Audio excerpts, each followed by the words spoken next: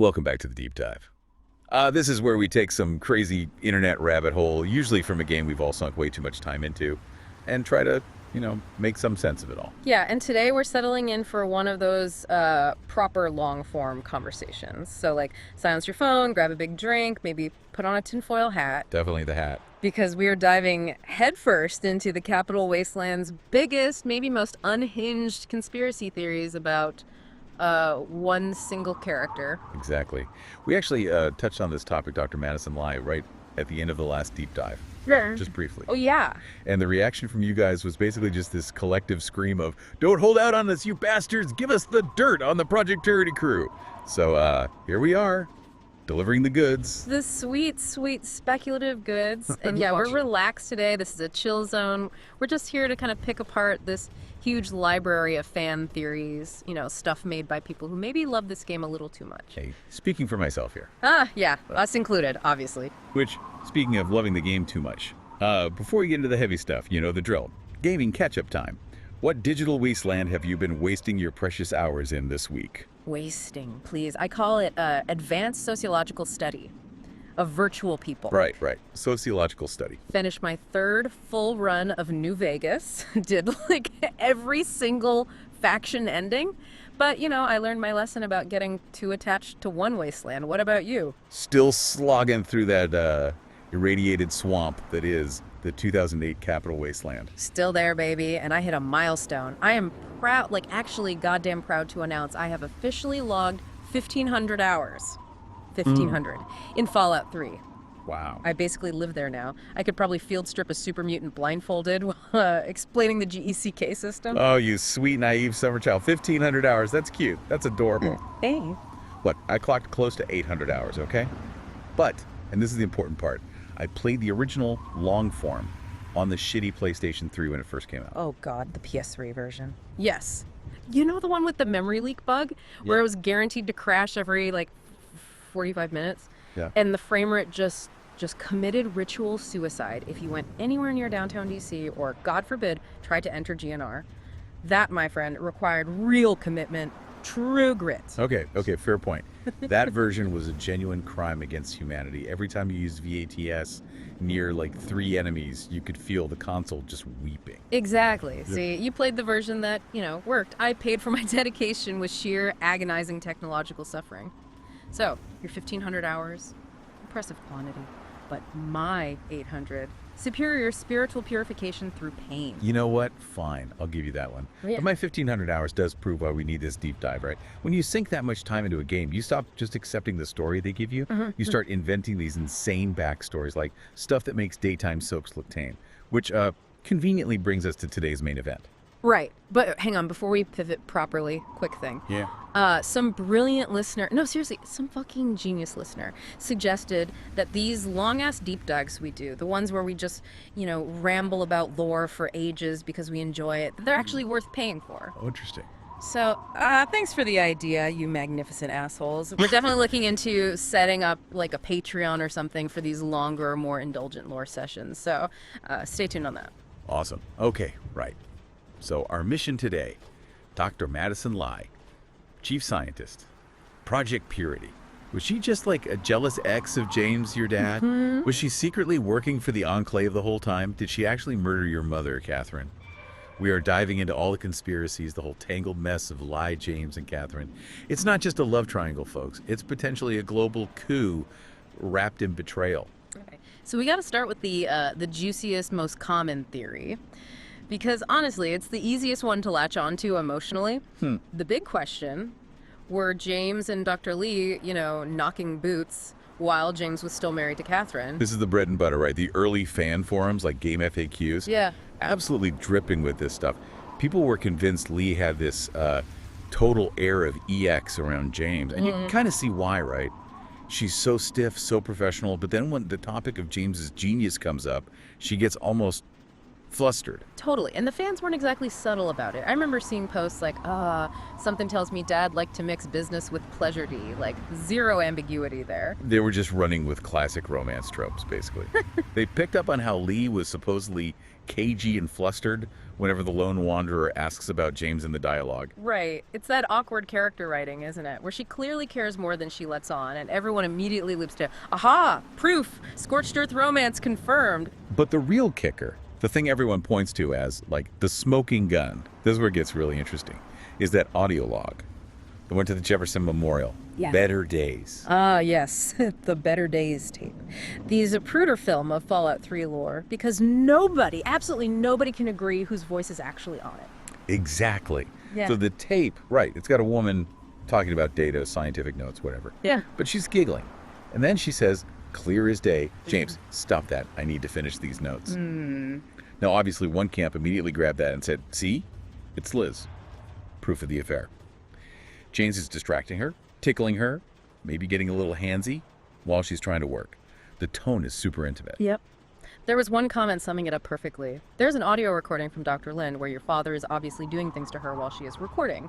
They had an affair, but that's about it. End of story for them. Yeah. It all hinges on the tone, right? The giggling. It matches that idea of the cold, repressed Lin finally letting go, but only in private with James. But hang on. You can't just ignore what she actually says, which is the whole basis for the other argument. Right, the counter argument. The idea that it's actually Catherine, your mom, on the tape. And the proof is simple. The woman on the tape talks about Madison Li in the third person. Which, logically, Li wouldn't do if she was talking to James in an intimate moment, right? James, stop tickling me while Madison Li is trying to record. Makes no sense. Exactly. If it's Catherine talking about Liv to James, it's just a sweet moment between a married couple working together. But if it's Li, well, the grammar is weird. But the conspiracy theorists, they just kind of brush that aside, don't they? They focus on the tone, the scientific context, the giggle. They figured the line about Li was, I don't know, recorded separately or taken out of context, anything to make it fit the affair narrative. And it totally changes the vibe of the game's opening, doesn't it? Yeah. If it's Catherine, James is a loving husband. If it's Li, he's a cheat. But even if you step back from the full-blown affair, there's this middle ground that a lot of fans landed on. Something maybe closer to official, if you can call it that. Yeah, the unrequited love angle, which is honestly kind of more compelling dramatically, isn't it? Totally. Someone on a forum mentioned the official game guide, and take guides with a pinch of salt. Always. But apparently the guide said that Li did love James, but she respected his marriage with the LW's mother. See, unrequited love in the wasteland, that hits different. An affair is just messy infidelity. Right.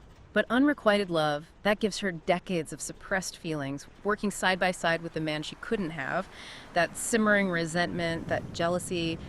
It's a much stronger motivation for, potential future villainy than just being the other woman. Absolutely. It makes her this ticking time bomb of professional frustration and personal heartbreak. Way more interesting. Okay, but we cannot leave this section without mentioning the weirdest, most random anecdote that popped up on the fan boards. Because it just proves how obsessed people were with Li's private life in Rivet City. Oh God, yes. The Rivet City anecdote is pure gold. Pure, unadulterated Fallout weirdness. Right, so this one fan claims they were sleeping in the Rivet City Hotel, okay? Wakes up around 6 a.m., sees Dr. Li's door unlock, and who walks out? Dr. Li, the clinic doctor, and one of the weapon dealers, all three of them, at 6 a.m. What the hell kind of breakfast club was that? Seriously. Were they plotting a coup? Trading secrets? Was she getting a discount on plasma rifles in exchange for, advanced hydroponics tips? The fan tried to rationalize it, saying, I think they just had an early breakfast together, but then they immediately spiral into this classic Fallout existential crisis about reverse pickpocketing morality. Oh my God, I remember that.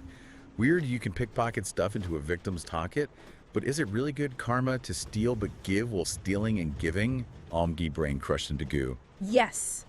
It's peak Fallout player brain, obsessing over who NPCs meet at 6 a.m. Is it science, love, black market deals, and then immediately worrying about the karma implications of putting a sandwich in someone's pocket. Glorious. It really is. But the point remains, right? Even Li's downtime was seen as suspicious, secretive, mixing science and healing with weapons and shady deals. It sets the stage perfectly for the really dark theories. Okay, so if the affair theory was the daytime soap opera, now we're heading into true crime territory. We're moving beyond simple cheating to, cold-blooded murder and questioning the very origin of the player character. Right, we have to talk about the theory that Catherine, the mom you see die in the intro, she might not even be your actual biological mother. Which sounds crazy, but this is Fallout we're talking about. Yeah. Memory wipes, genetic tinkering, synths, it's all on the table, right? Right. Especially with groups like the Enclave or the Institute floating around. Exactly.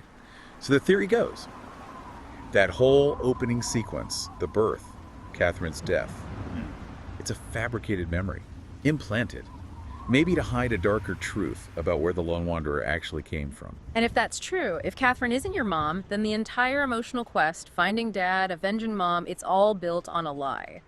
Which means James has to be in on it. Which forces you to look at James differently too, right? The theory suggests he wasn't just fleeing Project Purity's difficulties when he went into Vault 101. Maybe he was running from something else. Alcoholism, instability, demons, basically. Yeah. The vault was an escape hatch. Makes him a much less reliable narrator, a less perfect dad. And if you follow that dark path, some fans went all the way. The idea that maybe James was even capable of killing Catherine himself. Whoa. Yeah, like maybe she found out about the affair or threatened to expose something. It's extreme, but it serves to undermine James's character and his medical judgment. Okay, I see where this is going. Because if James is compromised, emotionally or morally... Then it makes the next theory seem more plausible. That Dr. Li deliberately killed Catherine during childbirth. Okay, that's the peak villainy theory right there. Not just letting her die, but actively causing it. Yep, year 2258. The medical team at Project Purity was basically just the three of them. James, Catherine, Li. Li was the only other qualified person there. She had the power. But why? Simple jealousy seems petty for this level of planning. The motive, according to the theory, is pure geopolitics. Li wanted Project Purity stopped, or at least delayed. Why? Because the Brotherhood of Steel was getting too powerful in the capital wasteland. She couldn't afford the Brotherhood to take control of the wastes until she was ready. Ready for what, though? Her own plans, That's or right. someone else's? Exactly. Think about it. If Project Purity succeeded back then, the Brotherhood gets clean water, massive goodwill, basically unchallenged control of the region, instantly shifts the power balance. And that messes up whatever long game Li was playing. So by taking Catherine out, James grieves, abandons the project, takes the baby to the vault. Boom. Project stalled. Team destroyed. The GECK gets hidden away. Successfully buys nearly 2 decades. 19 years. For whatever she needed time for. And keeps the Brotherhood from getting too strong too soon. And the method, killing her during childbirth, it's diabolical. So Yeah. much chaos, so much emotion. James is distraught, focused on the baby. Who's going to perform an autopsy in the middle of that? Yeah. In the wasteland. Just looks like a tragic complication. Plausible deniability. Wow. That actually, it uses the game's own narrative convenience, Catherine's quick death, to kickstart the plot and turns it into the central crime. The whole game starts because of a murder orchestrated by the woman standing right next to your dad. And even if you don't buy the direct murder, there's that fan comment, right? I'm not saying she killed Catherine, but maybe she didn't quite do everything in her power to save her. Right, calculated in action. If the motive is stalling the project for strategic reasons, letting her die is just as bad as killing her. Damn. All right, buckle up. We are now entering the mega conspiracy zone. Tinfoil hats firmly in place. This theory basically says, forget Autumn, forget Eden. Dr. Madison Li is the real villain of Fallout 3, the architect behind everything, every major event, her pulling the strings. So she wasn't just reacting, she was planning for 19 years. Exactly. The idea is she wasn't just some scientist caught up in events. She knew the score. She knew the Enclave wasn't fully established on the East Coast yet, that they needed time. Okay, so her actions back in 2258, killing Catherine, stalling the project that wasn't just about the Brotherhood, it was about buying the Enclave time. Precisely. Sabotage. Gave them nearly 2 decades to get set up. Yeah. And where did she spend those 2 decades? Rivet City. Growing vegetables. Right. Deep cover, the Okay. source calls it. The lead scientist on this world-changing project, hiding out as a hydroponics expert on a rusty old aircraft carrier.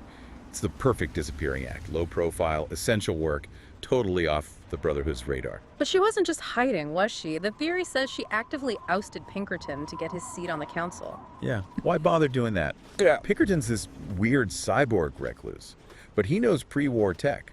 Maybe he was a threat. Or maybe that council seat gave her influence, protection, a platform for her next move. So she consolidates local power, removes a potential rival, all while pretending to just care about mutant corn. The patience is actually kind of terrifying. 19 years go by, then bam, James and the Lone Wanderer show up. Project Purity is suddenly back online. Big problem for her long-term plans. So she needs to get rid of them. Sets the trap, sends them off to the Jefferson Memorial.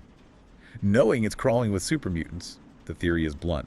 She clearly expected you to both meet your death there. Just send them into the meat grinder and hope for the best. Seems a bit risky for a mastermind, doesn't it? Relying on random mutants. Maybe not risky, just efficient. low effort, high potential reward. If they die, problem solved, no fingerprints.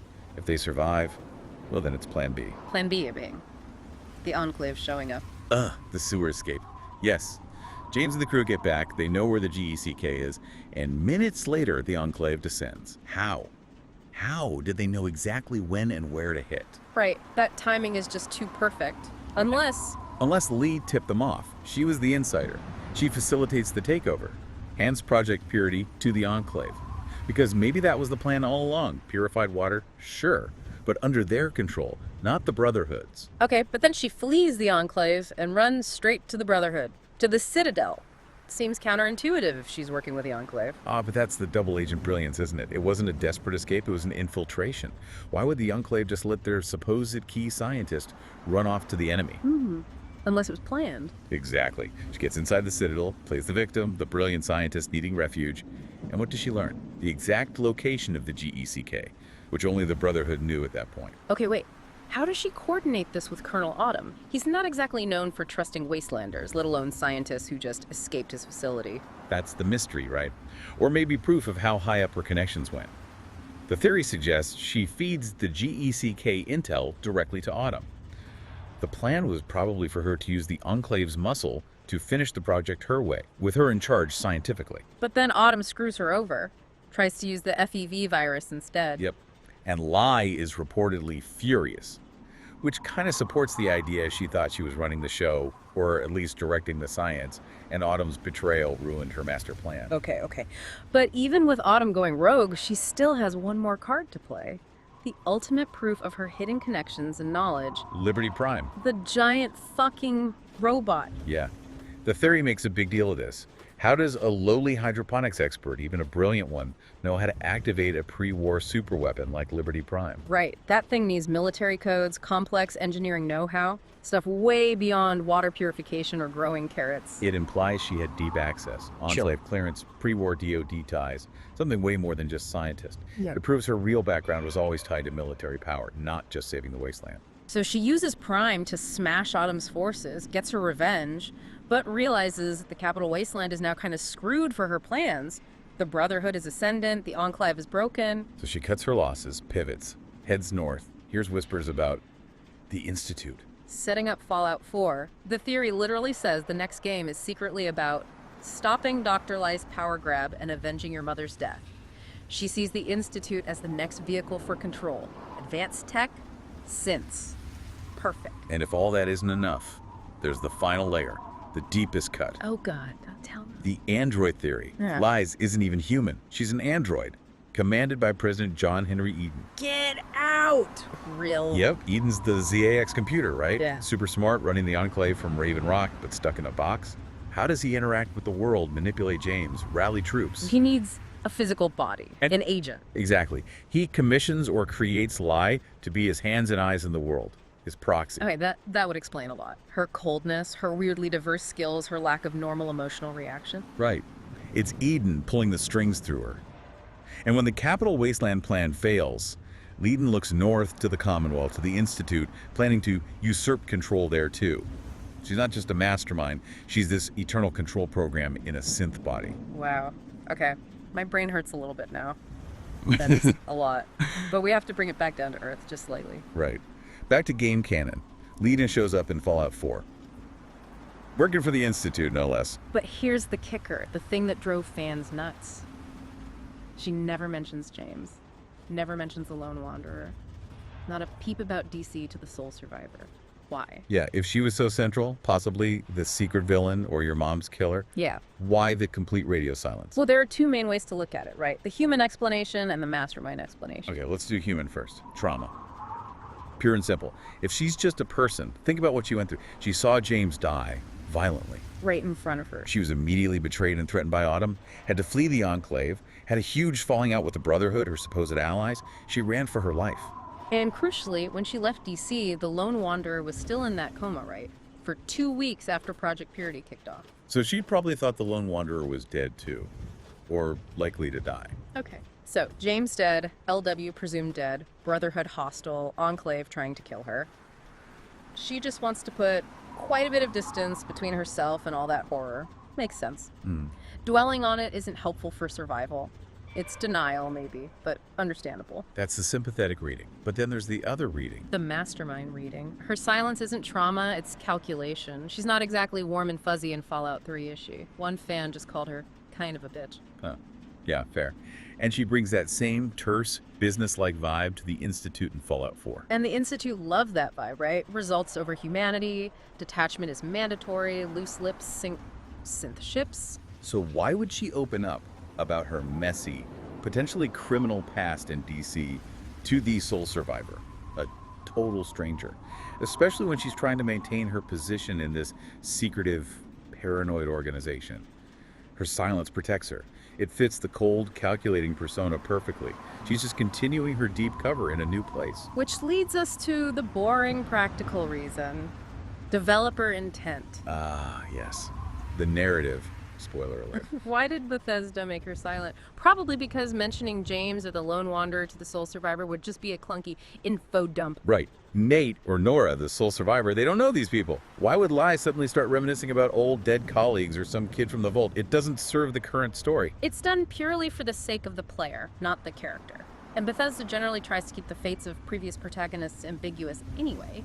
Defining what happened to the Lone Wanderer would kind of ruin that. Yeah, it can feel forced when games do that. Yeah. Like suddenly the whole world revolves around referencing the last game's hero. It can make the current player character feel less important. Exactly. So while fans might have wanted a little nod, maybe, I don't know, a dialogue option if you had dog meat with you, like you and your dog remind me of someone. Ah, that would have been cool. It would have been cool fan service, yeah. But the sources kind of argue that too much fan service can actually hurt the character.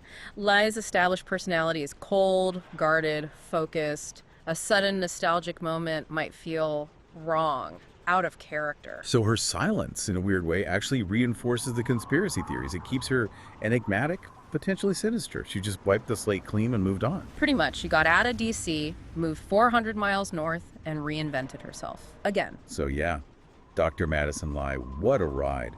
We've gone from what maybe she was just a heartbroken scientist dealing with James possibly cheating. All the way up to cold-blooded murderer of your mom. And then full-blown secret enclave mastermind controlling giant robots and maybe not even being human. It's wild how much the fan community built out of like a few cagey lines of dialogue, an ambiguous audio log, and a weird 6 a.m. meeting in Rivet City. Totally. They created this entire secret narrative underneath the main plot. And it's arguably way more interesting, isn't it? Definitely more complex. And the thing is, once you've heard these theories, especially the darker ones, you can't unhear them. Nope.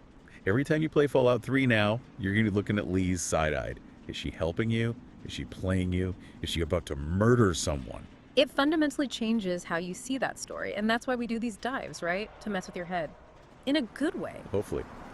Okay, so before we wrap up, let's leave you with one last little thing to chew on. A final provocative thought, building on all this speculation. Lay it on us. Okay. So if we accept that James was this brilliant, dedicated scientist, and Li was his trusted colleague, maybe even this secret mastermind, Yeah. why the absolute fuck did James apparently never question her sudden mysterious transfer out of Project Purity and into Rivet City back in the day, before everything went south? Good question. That transfer was weirdly glossed over. Right. What powerful entity signed off on moving the project's lead scientist to go grow fucking space lettuce on a boat? Did James just not notice? Or not care? What critical piece of information about the woman he trusted with everything, his project, his wife's safety, did he choose to ignore? Was his willful blindness, his own negligence, just as dangerous in the end as her alleged malice? Yeah. So maybe James wasn't just a victim. Maybe he was complicit through inaction. Or just incredibly naive. Makes you think, doesn't it? Okay, go ponder that horror, relax, dive into your own deep thought. Maybe avoid the Jefferson Memorial for a bit. Yeah, probably wise. We'll catch you next time.